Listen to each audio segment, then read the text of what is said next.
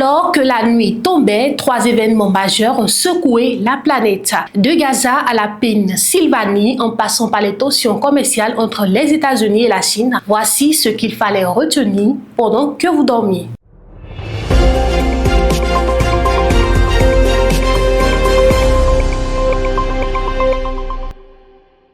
L'indignation mondiale grandit alors qu'ont lieu les funérailles de 6 journalistes palestiniens tués le dimanche 10 août par une frappe israélienne délibérée dans la bande de Gaza, écrivait lundi The Guardian qui s'est rendu sur place.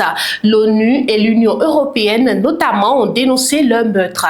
La mort du célèbre correspondant d'Al Jazeera, Anas Al-Sharif, accusé par l'armée d'être un combattant du Hamas, ainsi que de 5 employés de la chaîne qatari et de journaliste pigiste, a suscité la condamnation du monde entier alors que des centaines de personnes en deuil portaient le corps dans les rues de la ville de Gaza. Quittons le Moyen-Orient pour les tensions commerciales entre les 2 plus grandes puissances économiques mondiales. Le président américain a à nouveau reporté l'imposition de droits de douane plus élevés sur les marchandises en provenance de Chine, une mesure qui aurait pu équivaloir à un embargo commercial entre les 2 plus grandes économies mondiales, rapporte The Washington Post. Quelques heures avant leur forte augmentation, Donald Trump a signé lundi 11 août un décret prolongeant de 90 jours la détente avec Pékin, empêchant ainsi une flambée des taxes sur les importations du pays mardi. Direction maintenant les États-Unis où une tragédie industrielle a frappé la Pennsylvanie.